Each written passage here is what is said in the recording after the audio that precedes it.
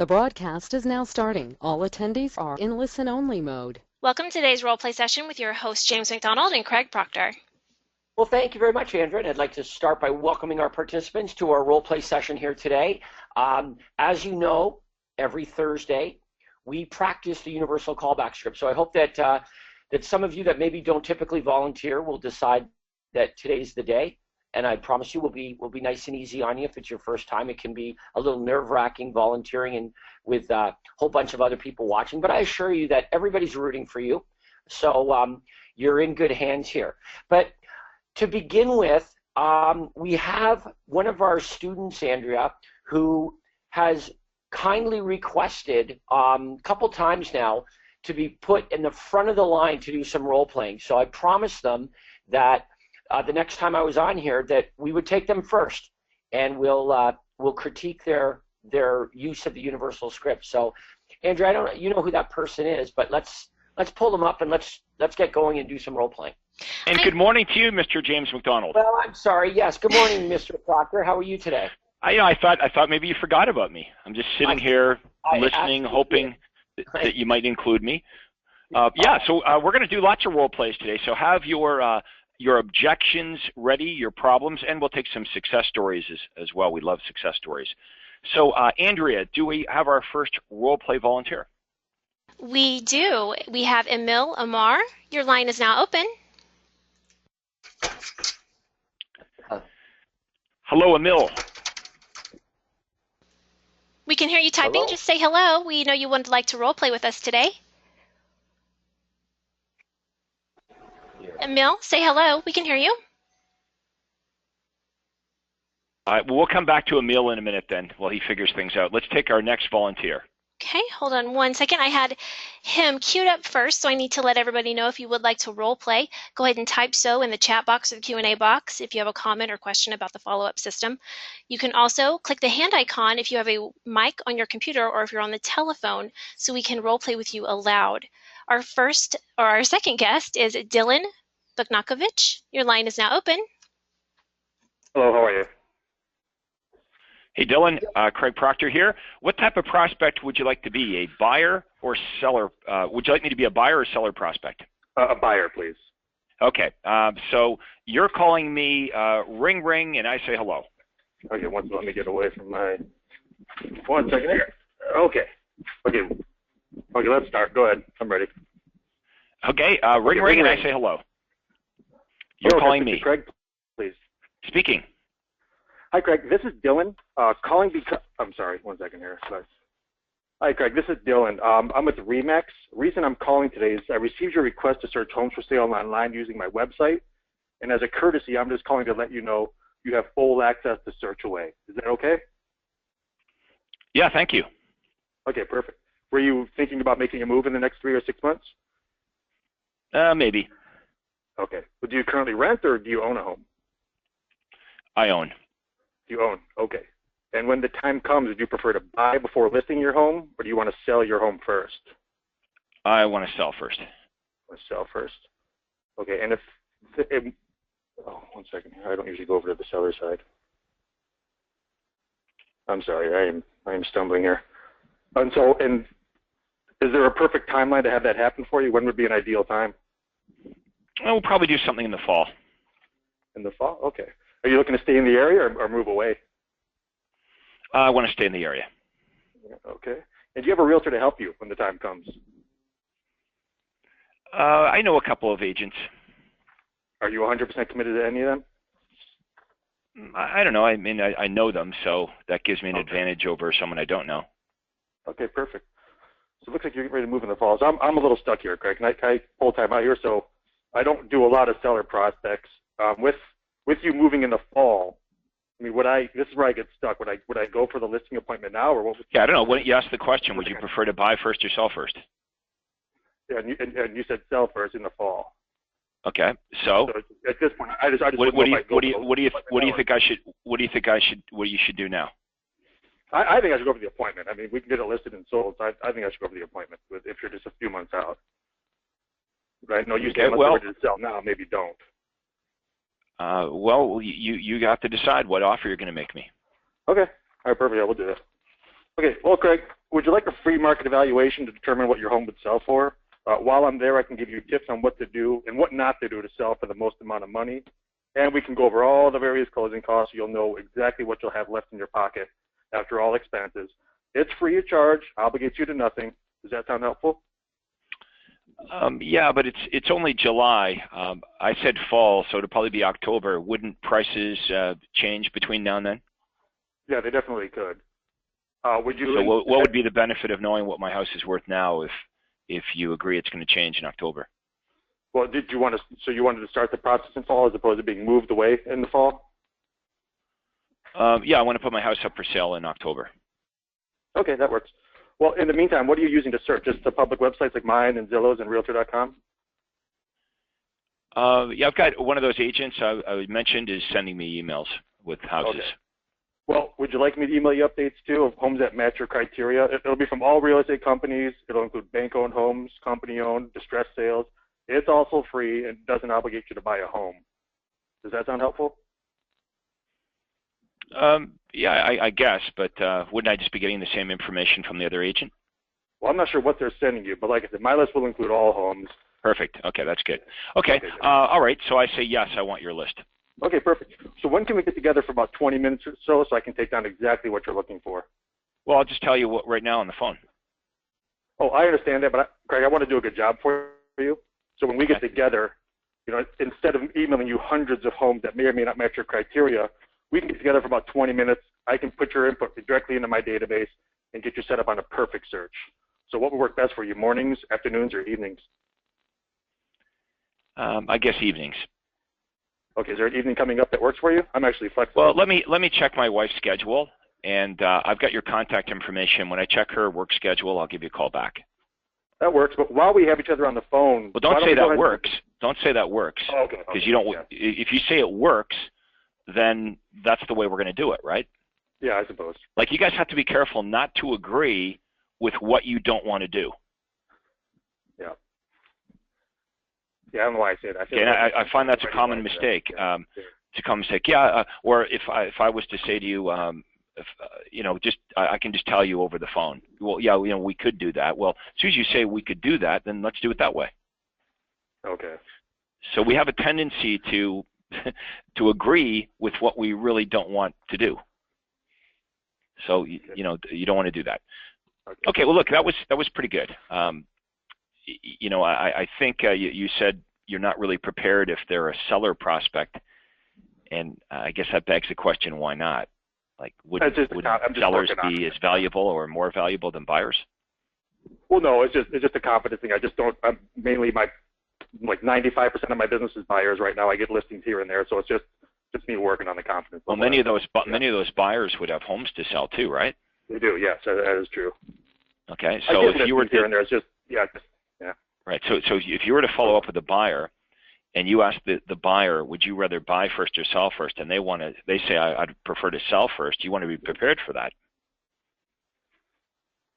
because many buyers want to sell first. I'm sorry, you broke up there. Yeah, you're losing up a little there. Yeah. So you got to be prepared for the 50% opportunity that they're going to be sell first. Okay. But if they're just not ready to sell now, just get in front of them as a buyer, get them set up on the search, and then at least you're the agent that comes around when they do. I prefer to follow up with them until they're ready to list their home. Okay. Like with a buyer, you don't have that problem. If a buyer is going to be purchasing within the next year, you can get together with them now and sign them to a 1-year buyer agency agreement. Agreed. Right? So you can't be too early with a buyer as long as you're going to buy within the next year. But that's not true with the seller. If you meet with the seller too early, it actually works against you. So let's say that you push for that appointment today, and it's the middle of July, and you meet with me, you push for the appointment. I'm not really interested because I've already told you I don't want to do anything until October, but you're successful and you push for the appointment and you get it. What happens now? First of all, as the seller, how much am I really paying attention to all of your benefits, your presentation, and whatever price you give me? Let's agree it's probably not going to be correct in October. Correct. So now in October, when I am ready to list, here's what I'm thinking. Well, been there, done that with Dylan, right? Maybe I should interview a couple of other agents. Like how much of what you had to say in the middle of July will the seller retain in October? Pretty much not much. So you're at a distinct disadvantage by pushing to get a listing appointment, months before the seller is ready to actually take action. That's my point. So I would rather in that situation continue to follow up with the prospect till they're within shooting range, within a couple weeks. Okay, good. If they're a buyer too, are you? Especially in cases where they tell you they have a very specific reason for not being able to list their house today. Okay. So let's say that when you called me, I said, well, look, I bought new construction, or I'm being transferred, or I'm going through a marriage separation. So I've got a very specific reason why I can't list my home until October. So you're kind of setting yourself up for failure in those situations because you're pushing for an appointment with somebody that's already telling you no matter what you do or say during that appointment, they absolutely have a reason why they can't list with you today. True. Anyway, I think you did a very good job. I don't want to be too critical. I think you did very good. But I want you to practice the seller offer. Of course. Because that's going to represent likely 50% of your business. Right. And many, you say, go on. Sorry. You say you're working with buyers, but many of those buyers will prefer to sell their home first.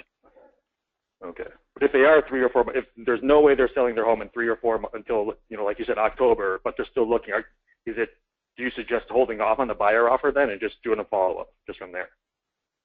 Yeah, well, some of them, of course, won't be buying in the area. They won't be buying at all. So you don't have that option. But yes, if they are buying in the area, you may want to go down that road of trying to get them to meet with you as a buyer by making the buyer offer, because at least you can sign them to a buyer agency agreement.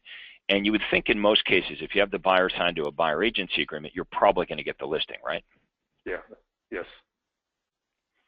Okay. Well, look. Thanks for the role play. We'll move on and we'll take our next volunteer. Now, I believe we've got this figured out.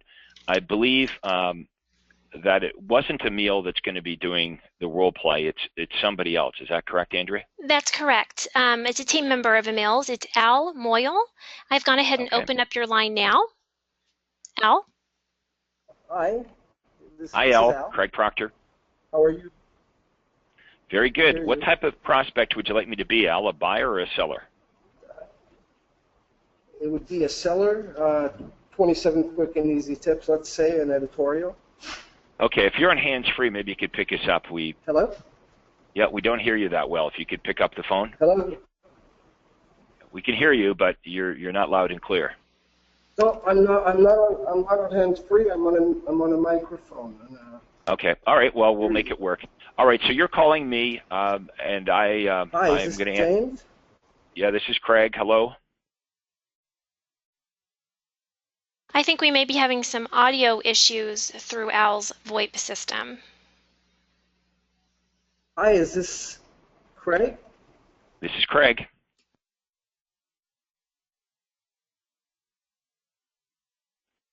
This doesn't seem to be working. Yes, I don't think it's going to work. Al, This is Al Home Search, and the reason you requested your free report.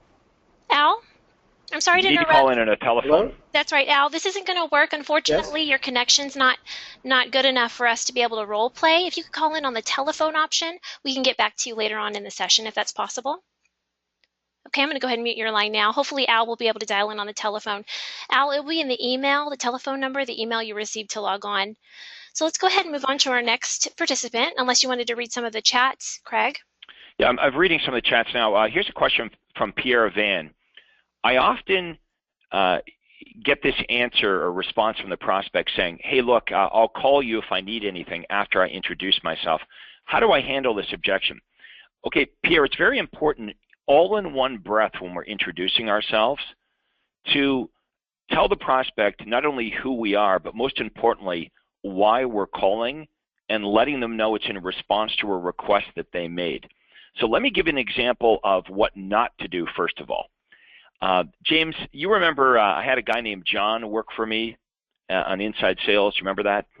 James had to leave, unfortunately. Okay. I had this guy, he would introduce himself this way. He'd say, "Hi, I'm John. I'm calling, hi, I'm John from REMAX. How are you today?"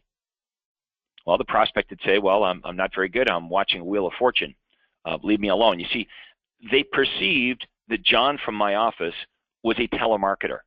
He was a real estate agent telemarketing in their neighborhood, just like all the other real estate agents. So you have to differentiate yourself from a telemarketer right from the introduction. So the proper way to do this, Pierre, to dramatically reduce what you're experiencing, is it needs to sound like this. "Hi, Andrea. It's Craig Proctor here at ABC Realty, and the reason I'm calling is in response to your request for the distress sale list. Just wanted to let you know I've sent that information out to you, and I wondered if you folks were planning on making a move in the next little while." Okay, now all that was said in one breath. So what does the prospect know? Who I am, and they understand that the only reason I'm calling them is in response to a request that they made first on their volition. Okay, the prospect started this. If you're not clear with that, then they don't understand why you're calling, and they'll probably say to you, "Look, I don't know why you're calling," or "I'm not interested," or "How about this? If we need real estate help, we'll call you." All right, let's have a look at some other questions here.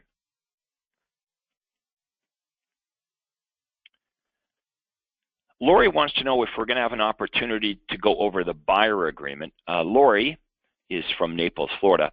Lori, we're going to do an entire coaching session on not only the listing presentation, but the buyer presentation.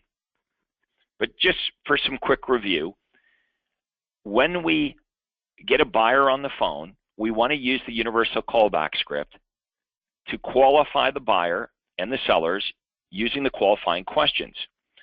If we determine that this is a buyer that we want to meet with, we have to be very, very good in communicating the buyer offer.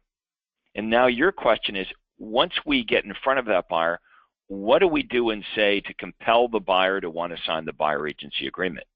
Okay, we can't make the buyer meet with us, nor can we make the buyer sign the buyer agency agreement. We can only compel them to want to. So just as quick review from the super conference, here's what we would say to a buyer. We would talk to the buyer about all the things that we're going to do for that buyer, and remind the buyer throughout the presentation that all of our services are absolutely free of charge. So one of the services I believe all of you would offer is you could get your buyers pre-qualified for financing absolutely free of charge.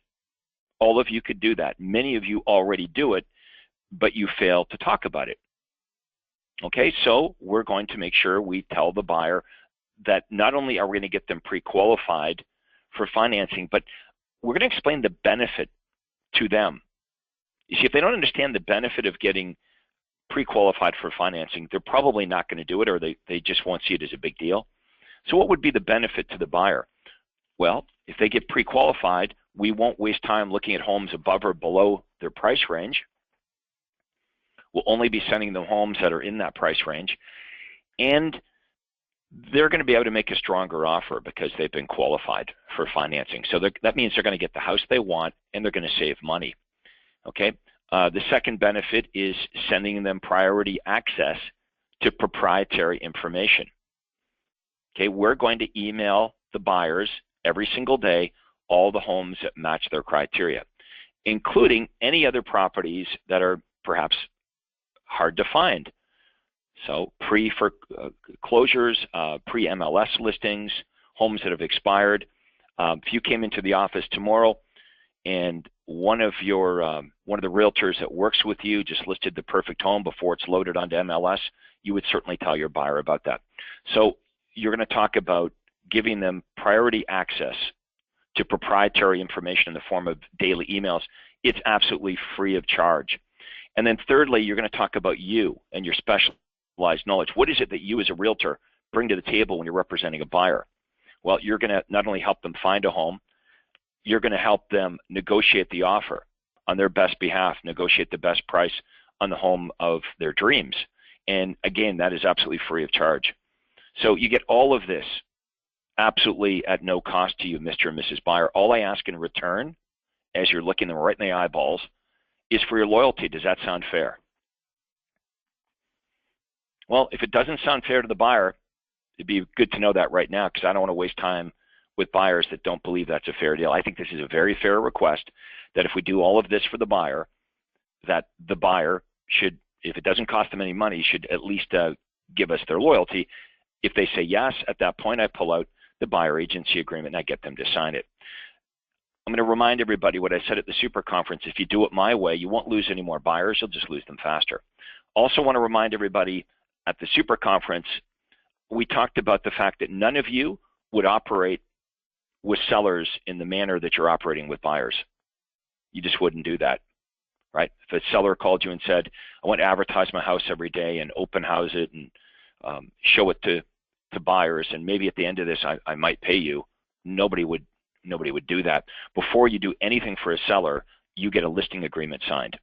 So why is it that we have different rules of engagement when it comes to buyers? Shouldn't be that way. Okay, so that's a brief summary of how the buyer presentation works. Let's do another role play and then we'll take some more questions. Okay, hold on just one moment. We have Jack May. Your line is open. Hello. Hi, Jack. Good morning. Good morning, Craig. How are you? Good. Would you like me to be a buyer or a seller prospect? I'd like you to be a seller prospect. Okay. And you're calling me, ring, ring, and I say hello. Hello, Craig. Is this Craig? Yes.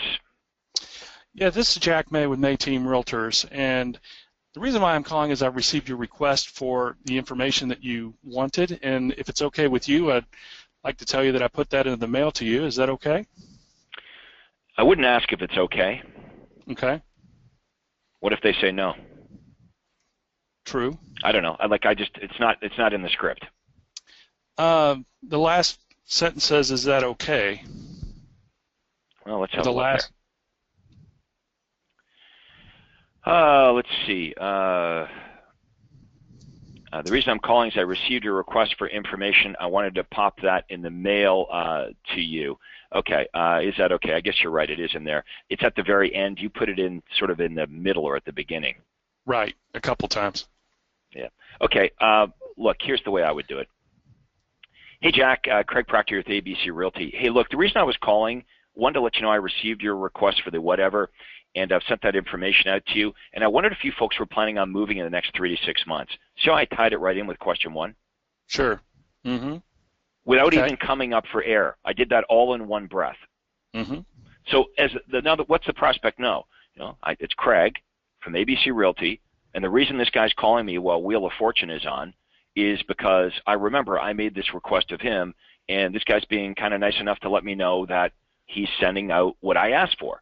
Am I going to be upset with this guy? No, he did do, and as a courtesy call, he's letting me know that he's taking care of my request. At that point, by the way, the prospect thinks the phone call is over. Now, the truth is, Jack, that's not really why we're calling the prospects, right? Correct. It's the reason or excuse we're using. So, the prospect will talk to us, but that we're going to segue seamlessly into the qualifying questions. And your mindset should be this. You're not trying to book an appointment just because you can. Because, Jack, I'm going to make you so good at this, you'll be able to book appointments with most of them. You only want to book an appointment when you should. And I'm sure you've had the sad experience of booking a listing appointment and you're sitting in the seller's home and you realize 5 minutes into it, well, this was a waste of time. So let's go from the top and let's see if you can get this intro down. So it sounds something like what I just did. So ring, ring, and I say hello. Is Mr. Proctor there? Speaking. Who's this? This is Jack May with May Team Realtors, and the reason I'm calling is because you requested the information about the distressed sales properties, and I put it in the mail to you. And by the way, are you folks planning on making a move in the next 3 to 6 months? We are, Jack. We're actually thinking of getting something a little bit bigger. Great. If you were going to move, would you be staying in the area, or are you moving out of the area? No, we love the area here, so we're going to want to stay local. Oh, fabulous. That might be. I don't know. I guess when we find, we like our house. It's just we want something a little bigger. So as far as timing, I guess it would just be based on when we find something we like better than this place. Sure.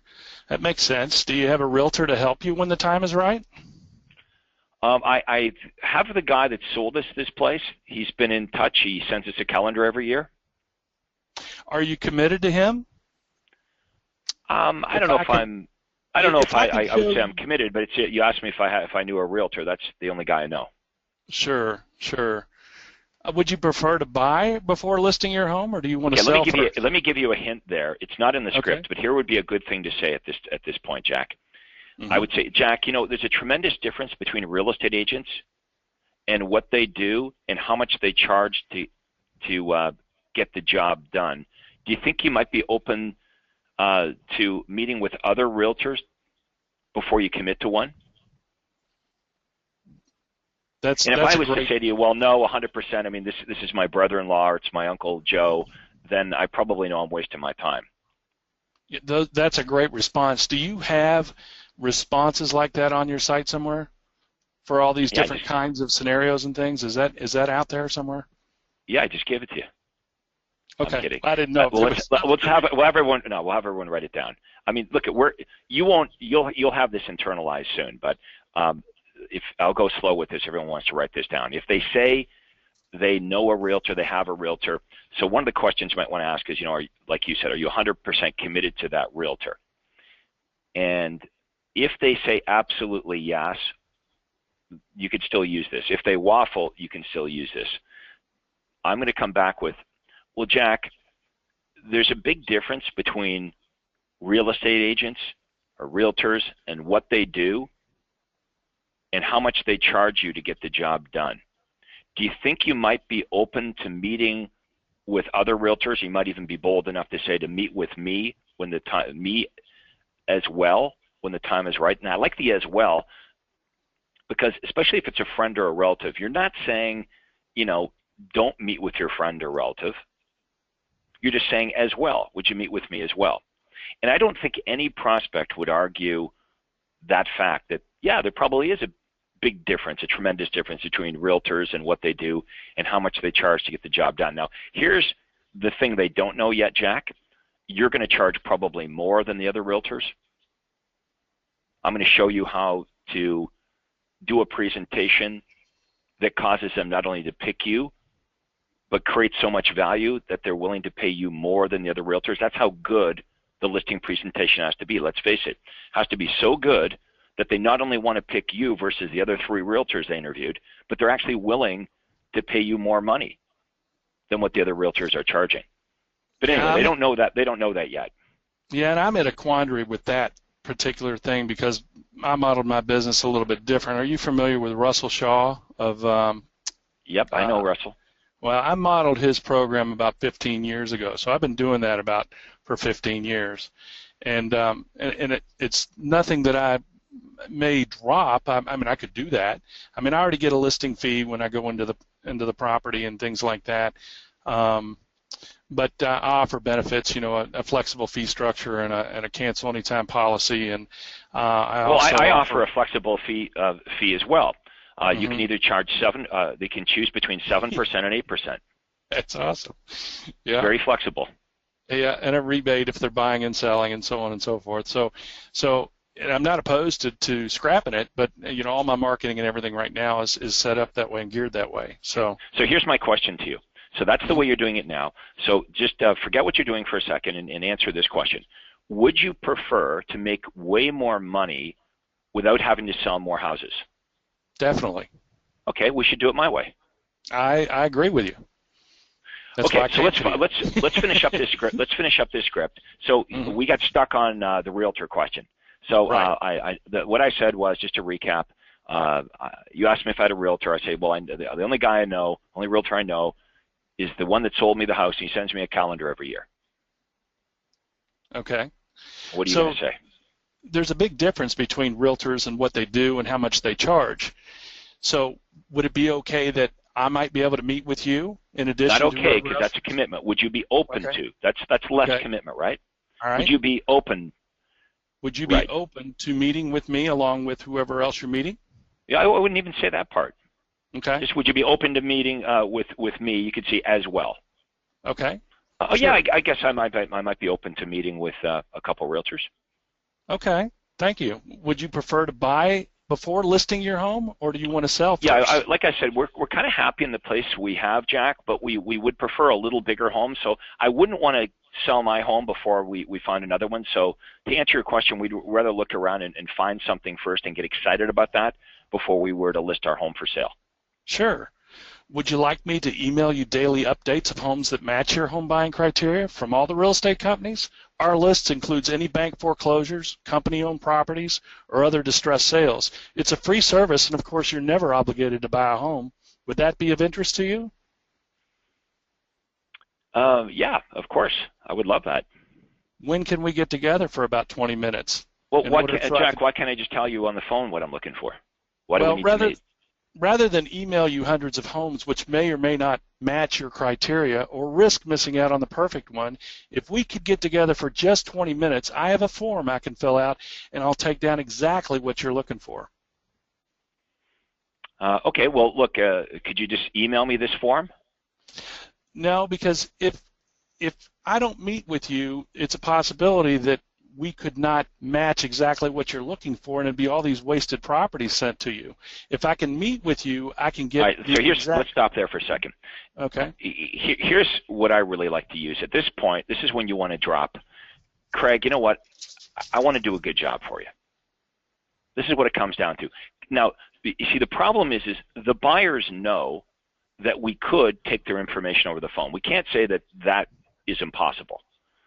But also the buyer cannot deny the fact that we could do a better job with them if we sat down and had a conversation about this. Now, here's the crazy thing about this. The buyer, the same buyer, would take time off work tomorrow to go get their teeth cleaned, right? They would do that. But they're telling you they're too busy, or they don't see the importance of coming in and meeting with you about buying the biggest thing they're going to buy in their life. So it's not true, right? They're giving you an objection. Why? Because they either don't see the benefit, okay, or they're afraid of potential cost or obligation. Okay, right. So we know that in reality, meeting with the buyer is not only good for us, the realtors, it's actually good for the buyer as well. I think everyone with us this morning would agree if the buyer would meet with us at the onset, at the beginning of the relationship, we could do a much better job for them. So we're not lying to the buyer. We're telling the buyer the truth. And the buyer kind of knows this. If we point the obvious out to them, right, it's obvious. Like, I don't think there's any buyer you're ever going to talk to, Jack, that say, hey, Jack, well, guess what? I think you could do a better job if you never met me. And we never talked. Now, you could actually give me a few examples. Okay, and everyone wants to pay attention to this. You could give me a couple of examples of why it would be better to meet. So let's do this again. You're asking me to meet, and I'm saying, well, look at, you said you have this little form. Why can't you just email me the form? Why can't we do it that way? Or how about this, Jack? Give me your email address, and I'll email you a detailed description of what I'm looking for. Why won't that work? Why do we need to meet? Well, I do have a special buyer package that I've put together for you that's got all the... Great, send the package over. It doesn't work. I really need to meet with you so I can get exactly what you're looking talking about. You're talking about what you need. Watch your language, right? Okay. What I need from you. See, this is what we have to be careful of. We go into what I need. Sure. So if you're in a store and the salesperson comes up and, hey, Jack, you know what? Here's what I need. I need you to buy that 65-inch television today because I'm on commission here. That's what I need, right? That doesn't work. So I want you to start off by saying, well, look, Craig, I want to do a good job for you. And if you can come in and meet with me for 15 minutes or so, I can take down exactly what you're looking for. Let me give you a couple of examples, Jack. Would you be interested in homes that have aluminum wiring? No, I wouldn't. Okay. Would you be interested in homes that have formaldehyde insulation? No, that doesn't sound appeasing. No, it makes people sick, actually. But some homes in the area do have that, and they do have aluminum wiring. Would you be interested in a home that potentially has an oil tank buried in the backyard? No. No. So these are some of the things that we could talk about, because I want to have a real good understanding of exactly what you're looking for. You know, what's important is that we get you priority access to all the new listings that come on the market. You know, the market's very hot right now, as you can appreciate. The best deals go very quickly. So not only will we not be emailing you dozens of homes which do not match your criteria, which can be irritating, right? Just me emailing you dozens and dozens of homes every day. But most importantly, and this is the big fear that we want to hit on, most importantly, Jack, is we won't lose out on the perfect property. That is the big fear that every buyer has. I want everyone to think about this. I want us to appreciate and agree on this point. The big fear that buyers have is that they're going to miss out on the perfect property. This is the reason why they're on 15 different websites and they're getting emails from 4 different agents. So knowing this, we want to kind of leverage at that point. Okay, so what's the offer here? What's the reason that a prospect should want to meet with you, Jack? Number one, because you can do a better job. I want to do a good job for you. So you're sincere there. And every buyer in the world knows, yeah, the agent could probably do a better job if we sat down and had this conversation. Then I gave you a couple of real world examples of things that you wouldn't be able to email to me that you've never thought of, right? Aluminum wiring, formaldehyde insulation, oil tank in the backyard. We could, you know, sit on the phone here and come up with a couple more. But now what you've done is you've shaken my confidence as a buyer. You know what I'm thinking now? Holy crap, there's probably a lot of things that I haven't thought of that would be important to me. So maybe, you know, I'm getting my teeth cleaned tomorrow. Maybe this is like just as important as that. But a question for you. I mean, obviously there's not something in your system that takes those kinds of houses out of the mix, correct? Well, I don't know how your MLS works, but you know, I think on some MLSs they do. I know in our MLS here in Toronto, if it's got formaldehyde insulation, that is a field, and that home would be taken out. That's really nice. But I can use things like, would you like to, you know, you probably wouldn't want to buy a house in a floodplain, would you? Or a corner lot. Or a corner lot. Some people love them, some people don't. How about this? You know, maybe it's a certain age of home you're looking for. That's a good. But you get the point. You've got to give them a couple examples sometimes to get them thinking that, you know, this probably is a pretty good idea. That makes sense. All right. Well, look, Jack, we got to move on. Hopefully that was helpful today. Thank you so much. Appreciate it.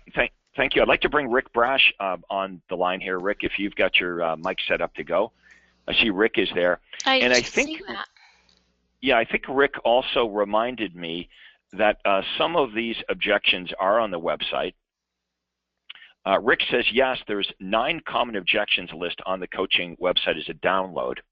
He says, or at least there used to be. So maybe you can pull that up, Andrea. I know that we have a link. Is this the same, the buyer-seller objections? Is that the same thing, or is it going to be different? We'll have to ask Rick what he's referring to when he gets on here. Rick, you're on with us. You guys hear me? Good morning, Rick. Good morning. I just had to plug my headset in. How's everyone doing? Pretty good. So what are you referring to here, the 9 common objections? So a few years ago, Craig, you probably remember this. We sort of polled everybody, and we asked them to send us what their most common objections were when they made follow-up calls. And there were 9 common objections that you and I put together. And we used to have them sort of all encapsulated into a download. This might be it right here that Andrea's pulled that up a minute ago. That was buyer objections. We'll probably have sellers adds up to 9. So in the file library, like I'm doing now, ID26, follow-up objections, I'm going to download it and open it up, see if maybe this is what we're talking about. There's 9. That's it. This is it. So basically all our members would need to do is just go to the file library, here, go to objections, and then it's going to pop right up. See, Rick knows more about my life than I do. Let's go through these objections. Let's have a look at them. So first objection, agent helping me, a friend or a relative. There's the language right there, Jack. Are you 100% committed to that agent? Are you open to finding out the difference between what agents do and what they charge? There it is. Number 2, I already know the value of my home. In addition to accurately determining the value, it's important that you're aware of inexpensive tips that would further increase the value of your home. I can also go over a net sheet with you and determine exactly what you have left in your pocket after all closing costs are incurred. Number 3, I just go online. I just go online to get my information on homes for sale. Most online websites offer properties that have been available in the market for several days and sometimes even weeks. What I propose is to send you by emails all the best properties as soon as they come on the market so you can beat other buyers to hot new listings. Are you sure you won't consider meeting? Number 4, I already have agents emailing me properties. In addition to sending you my own listings and those from other companies, my daily email list will also include properties from all real estate companies as well as distress sales, bank-owned or company-owned properties. It's absolutely free of charge. Are you sure you wouldn't reconsider meeting with me? Number 5, I'll give you my criteria over the phone. In other words, why do we need to meet? I can just tell you what I'm looking for over the phone. It's important that we do an accurate job of determining exactly what you're looking for. You moved in. Where I lost my spot here. I'm so sorry. I wanted to make sure we could get all of them. Okay, thank you. Let me do it again. Why do we need to meet? I can give you criteria over the phone. It's important that we do an accurate job of determining exactly what you're looking for. What we find is by sitting there for 10 or 15 minutes, we can save you hours of time throughout the process. And remember, it's absolutely free, and there's never any obligation to buy. We're flexible. What would be better for you, days or evenings? Number 6, I can't meet with you because I need to check my work schedule or I need to speak to my spouse first. Well, hey, since we're on the telephone, why don't we set up a tentative time to get together? And if you have to change that time, just give us a call and we can do that. Number 7, I'll get back to you. Well, why don't we at least set a time since we're on the phone? If it doesn't fit your schedule, we can reschedule. Would you prefer days or evenings? Number 8, I don't really know for sure what I'm looking for yet. Well, what we'll do when we get together is go through everything that you may or may not feel is important to you in the home you're looking for to determine any areas or types of homes you want to eliminate. You will likely find that there are things there are things you never considered before that may be important to you. Remember, it's absolutely free and you're never obligated to buy. Would you prefer days or evenings? And finally, number 9, I don't want to sign anything. So sometimes they will say this to you. So Rick, when we get together, will I have to sign anything? And the answer is no, you don't have to sign anything, which is true, right? When they meet with you, when the buyer meets with you, do they have to sign anything? No. Nor do you have to continue working with them, right? But they don't have to sign the buyer agency agreement. So you can find those by going to the file library. And what did you type in again? Just objections? Just objections. Perfect. There it is. Thank you. All right. Let's take another role play. Is Al figured out now? Can we go to him?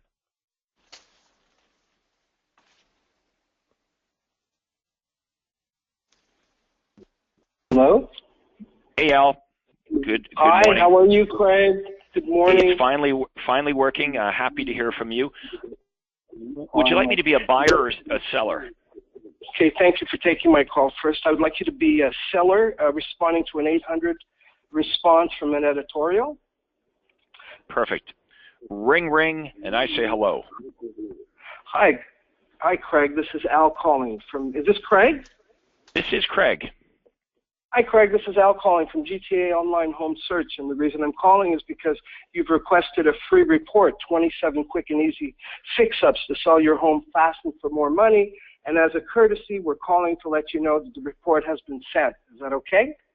Oh, yeah, thanks a lot. I remember seeing that article in the newspaper. By the way, are you planning on making a move in the next 3 to 6 months?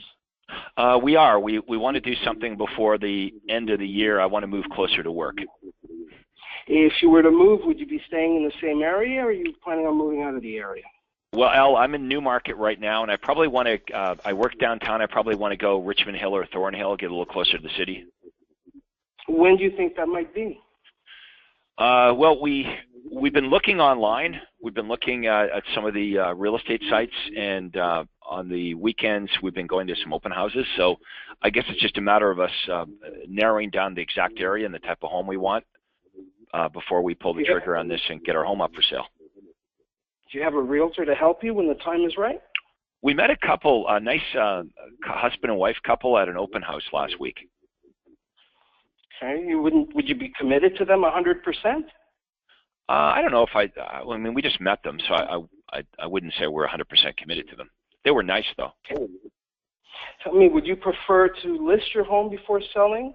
Yeah, no. Why don't you create some doubt, like we just talked about, Al? Why don't you say, well, gee, Craig, there's a tremendous difference between realtors and what they do and how much they charge to get the job done. Do you think you might be open to meeting with other realtors before you commit to somebody? Right. Okay, Craig, there's a lot of difference between what realtors do and would you be open to listening and saying what we could do for you? Yeah, absolutely. We would want to meet with a couple realtors before we pick one. Great. Would you prefer listing your home first, or do you want to sell it first? I don't know. Like the market here in Toronto is so hot. I think we would be afraid to put our home on the market because it would sell. Not that that's a bad thing, but we're afraid that it would sell before we find one. So to answer your question, I think we'd need to, find a house before we list our home for sale. Would you like me to email you these daily updates of homes that match your home buying criteria from all the real estate companies? Our list also includes any bank foreclosures, company-owned properties, or other distressed sales. It's a free service. There's no cost. There's no obligation. And, of course, you never have to buy a home. Would that interest you, Craig? Yeah, please send those. Okay, if we could get about 15 minutes of your time, the area representative would have a data form to fill out, take exactly what you're looking for, and we're scheduling for afternoon. Okay, let's stop there for a second. Let's stop there, Al. You're making it sound like the reason we're meeting is to fill out the form. The reason we're meeting is to get an understanding of exactly what you're looking for. And if they fight you and say, well, can't I just tell you what I'm looking for now? Then you want to go into more details. Well, when we get together, I have this form. Because if it's all about a form, you can see what the buyer is going to say to you. They're going to say, well, just send me the form. So I'm setting myself up for the objection. You're setting yourself up for failure, right? You're saying that would be like, I'm trying to think of an example here. That would be like me saying, hey, I've got this picture of you and your family on my computer. Could you come over to my office and I'll print it out? You would say, well, just email it to me, Craig, right? So it can't be, right. The reason for the meeting, it can't be about a form. Okay. Okay, the meeting is, when can we get together so we can have a detailed discussion about what you're looking for? Okay. And they might say to you at this point, well, why can't we have the detailed discussion right over the phone? What's your answer to that? I'm already, if they say I'm already receiving listings, you mean? I'm sorry, what was your question? Okay, so here's what all the buyers are thinking, Al. They're thinking, what you're saying is you're going to send me listings, but I got to meet with you to get the listing. So one of the things I might be thinking is, well, I'm already getting listings. Another thing they're thinking is, why can't we just have this discussion over the phone? Like, here's the big question that they're either asking you outright or they're at least thinking, why do I need to meet with you? Okay. So you got to sell that. You got to sell that. Right. If you can't sell that, I'm not meeting with you. And then you don't get a buyer agency agreement signed, and you're running around showing me houses like all the other agents. Right. Okay. So I'm not an agent. I'm just I'm an inside salesperson. You're a salesperson. You're a salesperson. So you got to sell this. Right. Okay. So if we could get 15 minutes of your time, the area representative will have a form to fill out and take down. Yeah, I wouldn't talk about the area representative. Oh. So now it's even a bigger negative because you're telling me, hey, look, my name's Al, and you're not actually going to meet with me. Okay, when you get here, I'm going to shuffle you off to some other guy. Oh. I wouldn't mention that. Okay, so so Al, understand this. I made the calls for my team members. They went out on the listing and buyer appointments. I made the calls. In many cases, when they got to the office, they would say, I'm here to see Craig. They thought they were meeting with Craig. It was only when they were at the office that they found out they were meeting with Susan or Joe or Bill. Okay. So let's do this over again. You're making the offer to me, which is you can, let me hear your offer. I want to hear your offer one more time. Okay, so if we could get 15 minutes of your time, the area representative will have... I want to hear what you say before that. So I want to buy first. I said I want to buy first. Yeah. Would you like me to email you daily updates from homes that match your home buying criteria from all the real estate companies? Our list includes any bank foreclosures, company-owned properties, or other distressed sales. It's a free service. There's no cost or obligation, and of course, you're never obligated to buy a home. Would that interest you? Yeah, I would like that. Thank you. Great. It would take we need about minutes of your time. Well, no. When can we get together? Forget about the minutes. When can we get together so we can take down exactly what you're looking for? Okay, Craig, when could we get together to take down exactly what you're looking for? Okay, so... Yeah, well, okay, you could combine it. You could combine it, Alan. You could say, when can we get together for 15 or 20 minutes so I can take down exactly what you're looking for? Now, sometimes they'll say, okay, well, how about tomorrow night? Which is great, because now you've got an appointment. But we have to be prepared. We have to be prepared in case they say, well, why do we need to meet? You need to have a spectacular answer to that. Right. So I'm going to say to you now, Al, well, why do we need to meet? I don't understand. Why do we need to meet? Well, I'm sure that why do we need to meet? Well, rather than emailing you hundreds of homes, which may or may not match your home buying criteria. How about this? Start with this. Because, Craig, I want to do a good job for you. Right. I want to do a good job for you. Right there, that does a lot. I want to do a good job for you. Rather than emailing you. Go ahead. Okay, Craig, I want to do a good job for you. Rather than emailing you hundreds of homes, which may or may not match your home buying criteria, and you would risk on missing out on the perfect home, I'm booking for Mondays or Wednesdays. Which night would be good for you? Monday. Okay, well, you probably should get me to say, you should get me to agree to meeting with you before you ask me whether it's Monday or Friday, but Monday or Wednesday. But look, you get the point. I want you to practice that, okay? Okay. You've got to be able to explain to the prospect, the buyer prospect, when they ask you or say to you, why do we need to meet, you need to have a really good answer to that, because that's what they're thinking. They're either outright asking you that question, or at least they're thinking, well, gee, why do I need to meet? Why can't we just talk about what I'm looking for over the phone? Answer is because I want to do a good job for you. Rather than me emailing you dozens of homes which may or may not match your criteria, or even worse, you missing out on the perfect home, Al, if we can sit down for about 15 minutes, I can take down exactly what you're looking for. That way, we will only be sending you homes that are a perfect match. Right. It's absolutely free of charge. You're not obligated to do anything. Do you think that might be helpful? They say yes, and then you say, well, when do you think it'd be a good time for us to get together, days or evenings? Right. Okay. Anyway, keep practicing. Not bad. No, we got to move on now, but keep practicing that, and we'll get you back on here next week. Okay, Craig, we have lots of hand raised, lots of questions. So where would you like to go next? I know we're at the top of the hour. Let's do some questions first, and then we'll do a couple more role plays. You know what I'd like to do before that is I'd like to remind everybody about our ad marketing clinic tomorrow. Yes. One of the most important sessions we have during the week. So let's not forget to do that. Okay, now everyone understands that you can upload your ads. Okay, we're gonna have a look at the ads, Andrew and I, later today.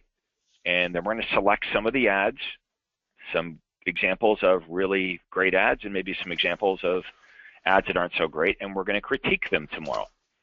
So if you want to have your ad critiqued, upload your marketing pieces onto the coaching site. Andrew will show you again how to do that now.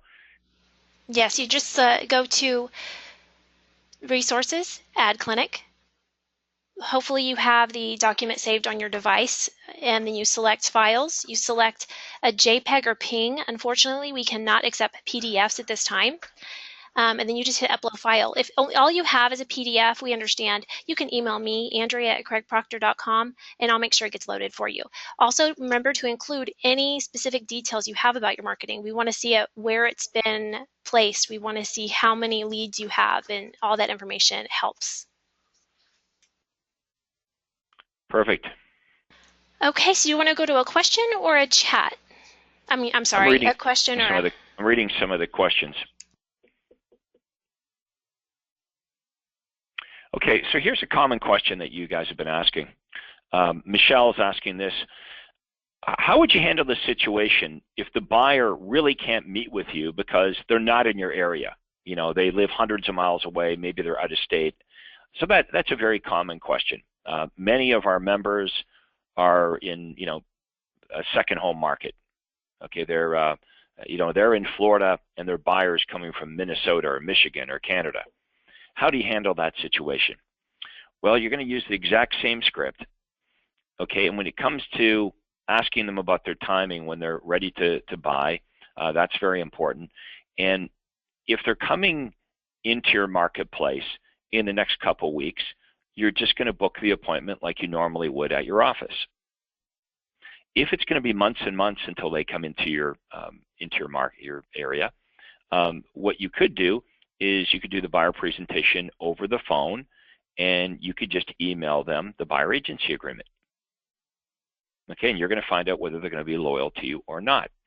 Eventually, though, if I'm in Canada and I want to buy a house in Florida, eventually I've got to go to Florida to buy the house, right? So that's the way I would handle it. That's the way our members are handling those situations. The answer is, if they're coming into your marketplace in the next couple of weeks, that buyer appointment is booked at your office like normal. If it's going to be months and months down the road, you're going to become really good at doing the buyer agency presentation right over the telephone. You could do it on a webinar like what we're doing right now. You could take that PowerPoint presentation, the buyer PowerPoint presentation that Andrea showed you here earlier, and you could do that presentation via webinar like we're doing right now. You could email your prospects the buyer agency agreement, they could sign it, and they could send it back to you.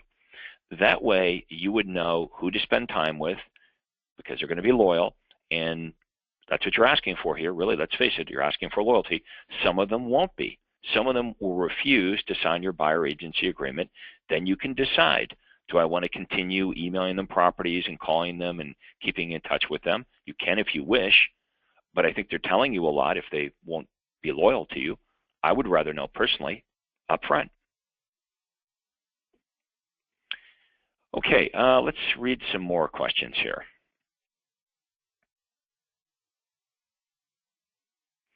Ellen Levy makes a good point here. She said, I would like some help with how to use this script when calling a prospective buyer or seller who asks for reports number 1 and 2, and they indicate that they don't know whether they're selling in the next 3 to 6 months.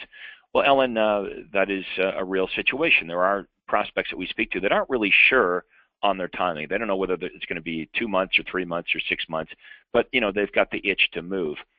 If they ask you for 2 reports, which sometimes they do, they'll say, well, I want report number 1 and 2. What I would do, Ellen, if they were a seller, I would send them the report they requested plus another seller report that would make sense to somebody that's selling. A buyer, the same thing. I would send the buyer the report they requested, and then I'd pick another one of our reports that would interest a buyer. So that way you are sending both reports. Remember, they don't know how this works.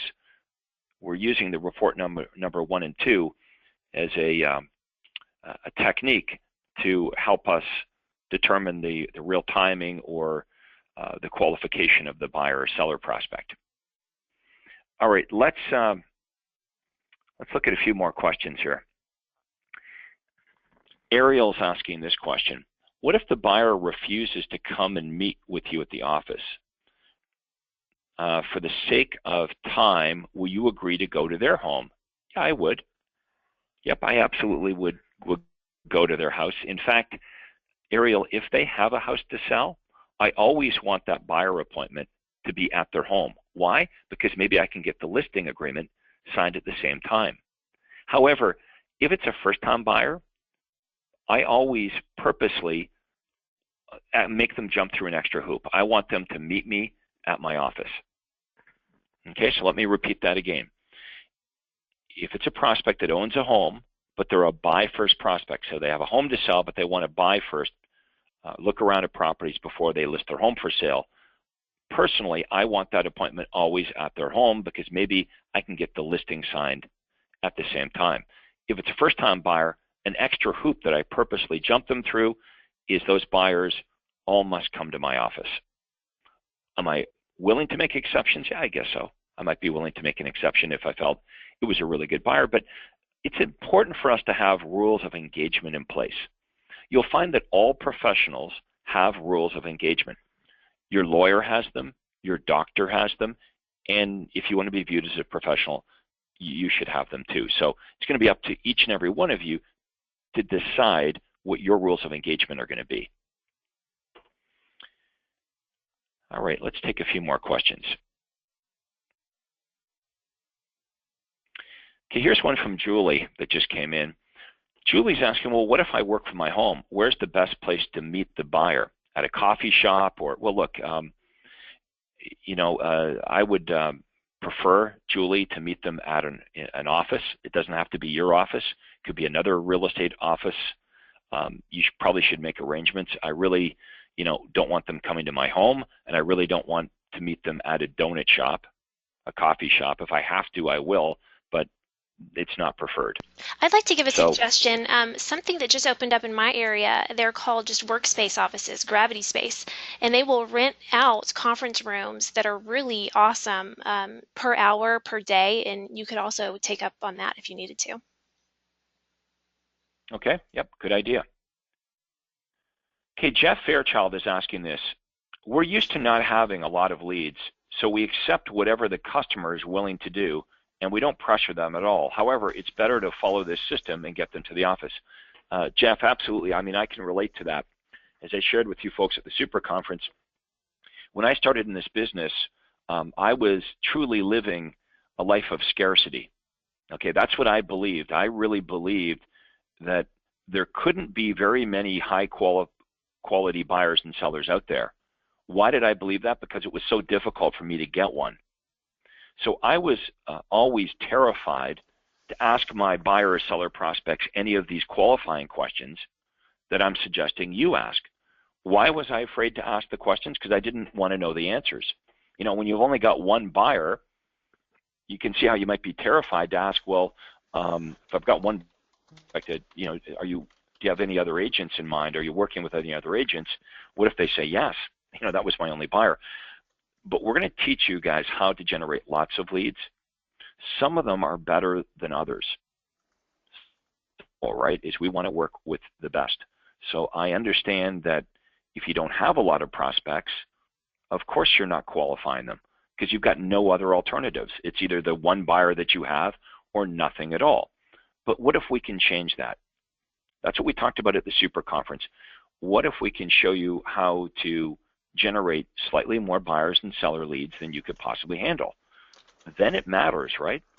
If you had more prospects than time to work with the prospects, you would want to spend your time with the most sincere, the most motivated, the most ready to act buyer and seller prospects in your database.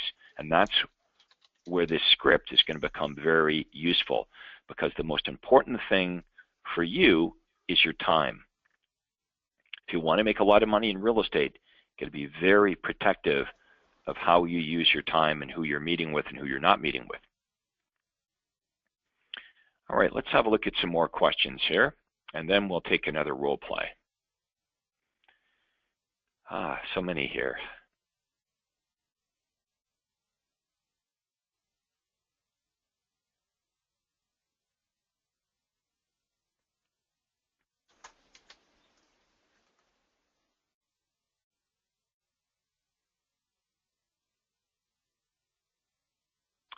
Okay, some of them are duplicates. Just bear with me here. Rick, are you still with us? Yes, sir. Anything you want to add while I'm reading through some of the questions? Well, I'm just sitting here thinking that when we try and book that appointment, I was listening to, I think it was Al's close on you. He said, and today's Thursday, he said, we're booking for next Monday and next Wednesday. And my immediate reaction to that was, oh, that's just too far away.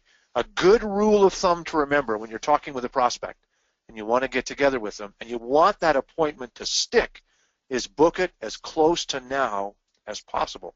So Al, if you're still on the call, here's what I'd recommend. What's wrong with meeting with Craig today? What would prevent you from meeting with Craig this afternoon or tonight after dinner if that's better for his schedule? The further out you book your appointments, when you talk with a prospect, the greater the chance of the appointment not happening because they talk to someone else. They hook up with Time's not your friend. Yeah, Time they is forget. not your friend. They forget. So Something comes up. The best time to book the appointment would be like now. That's the best time. Later today, next best. Tomorrow, the next. Like, time is not your friend. Only bad things can happen between now and whenever your appointment is booked. What bad things could happen? Okay, well, let's say Rick is my prospect. Today's Thursday, and well, I'll give you a real-world example, Rick. I had this lady I was talking to. It was on like a Thursday or a Friday, and she had a beautiful end-unit condominium. It's like a townhouse condo. And I go through the script, and very clearly she wants to sell. Like, she is super motivated. She doesn't, you know, she's ready to list her home for sale. She was willing. She would have been willing to meet with me on the weekend, but I don't know. I had plans on the weekend. Something was going on, so I pushed her off until Monday. And of course, Sunday night, I get a message from her that she wants to cancel the listing appointment because she's listed her home with another real estate agent. Yep. So what happens? I don't know. Maybe she goes to work the next day. She talks to her coworkers and says, "Oh, I've got a real estate agent coming over on the weekend or on Monday," and her coworker says, "Well, you know, my brother-in-law is a real estate agent." Maybe a real estate agent just happens to cold call at the right time. Yeah. Maybe she's talking to her sister, and her sister says, "Oh, well, I have a friend that I work with that's a real estate agent." So only bad things can happen with the elapse of time. So you always want to book your appointments as close to now as possible. So thanks for picking that up, Rick. Good job. Hey, the other thing too, Craig, what if this prospective buyer we're talking to is a serious buyer and goes out and visits a few open houses on Sunday, and they hook up with an agent who's really friendly and is capable of turning that visit into a relationship with a new customer? Guess what? You're out. You're gone. You're yesterday's news if that happens. Okay, some of you are asking about, well, what do we do if we can't reach the prospect? You know, do we leave a message? Is there some special email that Craig has that you can email them and, you know, get the fish to jump in the boat? Rick, we've had a lot of members over the years ask about that. People are hard to reach. Why can't we just leave a message, or why can't we just send them an email? Well, look, one of the things that you taught me, Craig, is that people these days use voicemail and caller display to ascertain who's calling and not make the answer. Look, if they know you're a realtor, if they know your number, if they know your name, it's highly unlikely they're going to pick up the phone. That's why we don't call from the office. That's why we try our best to call from as less branded a source as we can on the telephone. If you continue to call and call and call and they don't pick up the phone, and then you leave a message, what is it you say? You say, "Hi, I'm a realtor. I'm calling to sell you something. I'm calling to rope you into a contract." Then they're really not going to answer the phone. Our good friend in Phoenix, Lester Cox, came up with an idea that he would leave a message that offered a $1,000 certificate towards closing costs. And Lester will tell you even that didn't work very well. No, there's no secret email. There's no secret voicemail. If there was, Craig would have given it to us years ago. You have to be versatile in your callback. You've got to get that person on the phone. Don't be afraid to call prospects on Saturday morning between 8 and 10. They're home. They're sleeping in. They've got errands to do. They'll pick up the phone on Saturday morning. You have to keep trying to get them on the phone. I like what Coach Todd Walters says to his team, his real estate team. He says to his agents, pretend email doesn't exist. Yep. He found that his agents were way too reliant on communicating by email. So a new lead comes in, well, we'll just email them. So he says, no, pretend email doesn't exist. When email didn't exist, what did you do? You would pick up the phone and you would call the prospect. There's no question it's more difficult to get a hold of prospects today, but there's some techniques we can share with you on how to better reach them. So let me give you some of these techniques. How about calling them back within reason, very close to the time that they contact you? These leads are going to your smartphone. Now, I'm not suggesting you get up from the dinner table to return a call, but if you're at the office, nothing's going on, a call comes in, call them back right now. You've got their phone number. You know they're looking at your landing page, you're responding to your marketing. This is called into your hotline. You should call them several times a day. Now remember, some people have jobs, right? So if you're calling them 9 to 5, even if they've got their cell phone with them, they may not be able to take personal calls while they're at work. So you want to try them in the evenings and on the weekends. You want to be persistent. Some of our members are not persistent. They'll call the prospect once, get voicemail, and that's their definition of follow-up. I called and I left voicemail. As far as leaving voicemail goes, that's the last resort. Leaving a voicemail message is a Hail Mary, meaning it doesn't work very well. I would only leave a message if I've called this prospect 5 or 6 times over several days and I haven't been able to reach them, I'm just ready to give up. I would leave a voicemail message much like the one that Rick just recited from Lester Cox, with some kind of benefit for the prospect to contact me. Okay, but you see the problem, if you don't talk to the prospect, then you cannot use the universal callback script. If you can't use the universal callback script, you cannot ask the prospect all the qualifying questions. If you can't ask the qualifying or probing questions, you don't determine the prospect's timing and motivation. And if you don't know their timing and motivation, you certainly can't decide whether you want to meet with them, and you certainly can't get an appointment. What other things can we do to try to reach them? Well, one technique you can use is don't call from your office phone number if the caller ID is going to say Remax or Keller Williams or Century 21. Don't do that. I make my calls either from my cell phone or, better yet, my home phone number with a landline. With a landline, you can hit *67 if you wish. It'll come up as unknown number. How about this? You call them, it goes to voicemail, call them right back again, and sometimes they pick up.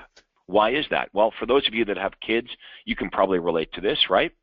If your cell phone rings, you don't recognize the number, you let it go to voicemail, and that same number calls back right away. If you've got kids, you're thinking, I better answer this. Maybe there's something going on. So that technique kind of works. Now, speaking of kids, another great technique is I call prospects. A great time to call prospects is around 3:30 in the afternoon. Why? Yeah. Because the kids are home, but the parents aren't yet. Okay, so I have the home number. Why? Because the prospect gave me their home number. I call. Little Johnny answers the phone. Hey, may I speak to your mom and dad? No, they're not in right now. Okay, they're at work. Yeah. Well, what's their work number? What's their cell number? Not always, but usually the kid will give up. The children will give up the parent's work number or cell number. Now, when I call mom or dad at work or on their cell number, and they say, well, where did you get my number? I say, well, I called the number you gave me, your home number, and little Johnny gave me your cell number. Don't be mad at me. So these are some techniques. We'll share more of these techniques with you, but it is important that you reach these prospects, and we do acknowledge it is harder today than ever to reach prospects. In the 1970s, people had voicemail because they didn't want to miss a call. Today, in 2016, people have voicemail because they don't want to take a call. They screen their calls. That's right. They screen their calls. Exactly. All right, let's take one more role play before we wrap it up. Andrea, I'll let you pick who's next. Okay, we have Harry Kimbrough. Please go ahead.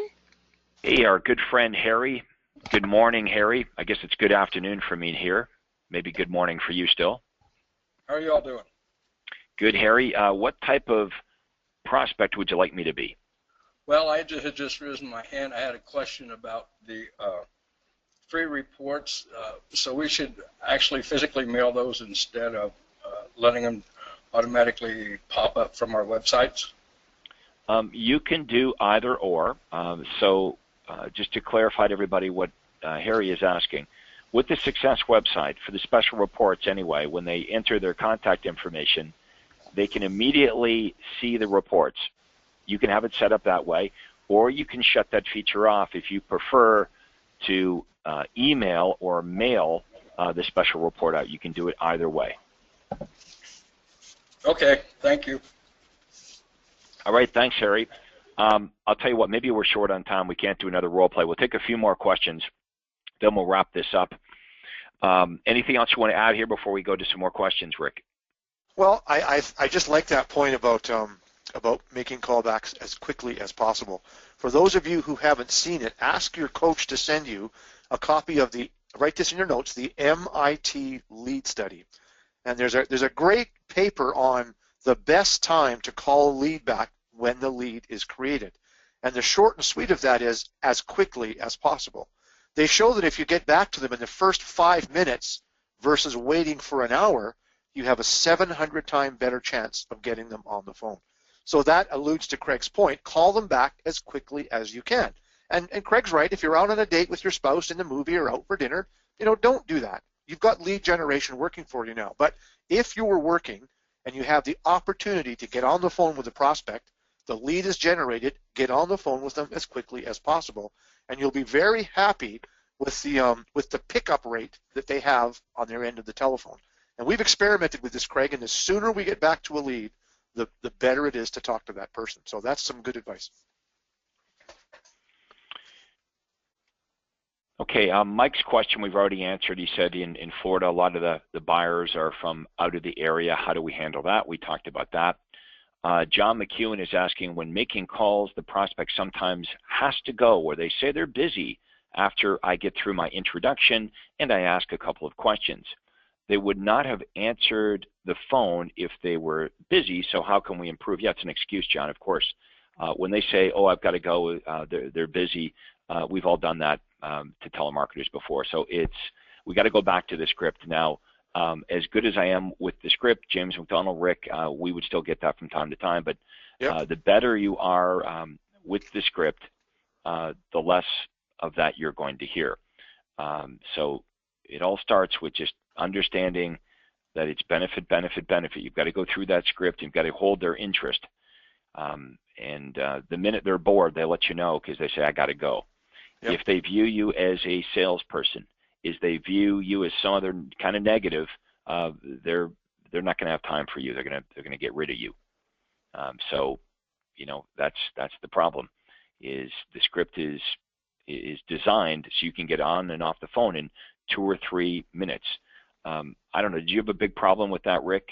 People Nope. saying a question or two into it, I'm busy or I got to go?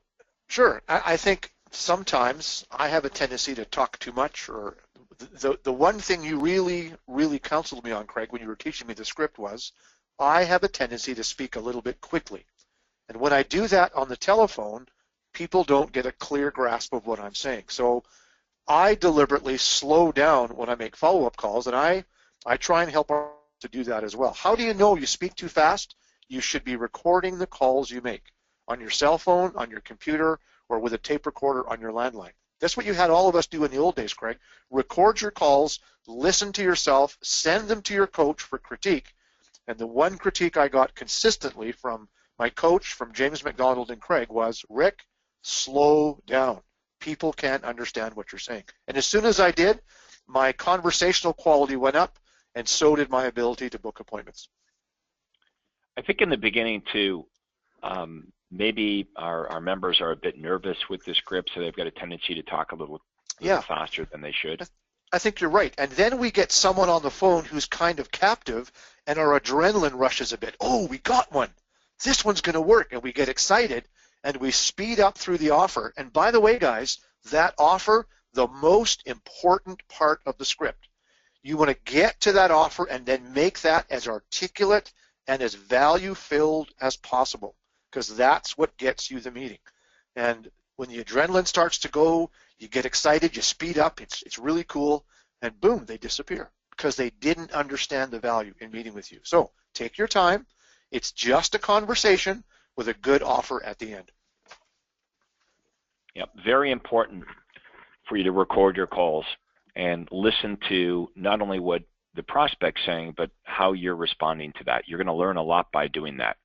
Okay, I would record my calls. I would record everyone on my team. That's how we get better, is by coming on the role play, listening to other people do role plays, but also listening to ourselves. Okay, we are going to wrap this up. Tomorrow morning, as you all know, is the ad or marketing clinic, where you're going to have an opportunity to watch us critique the ads that have been sent in. These calls are all recorded. All these webinars are recorded. Some of you are asking, there's certain things I'd like to hear again. Andrea's going to show you now where you can listen to all the webinars or watch all the webinars over and over again. You'll never miss any. However, it is way better if you come on these live, because you can participate. And I want to thank all of you that did participate today. Thank you very much for all your questions, and for those of you that volunteered for a role play. Sorry we didn't get to everybody, but remember, we do these every Thursday. So we're going to wrap it up for today. Big thanks to Rick Brash for his help, and Andrea, our wonderful operator, as always, for helping. Everyone have a great day today, and we'll talk to everybody tomorrow morning for the Ad Clinic. Take care, and that concludes today's role play.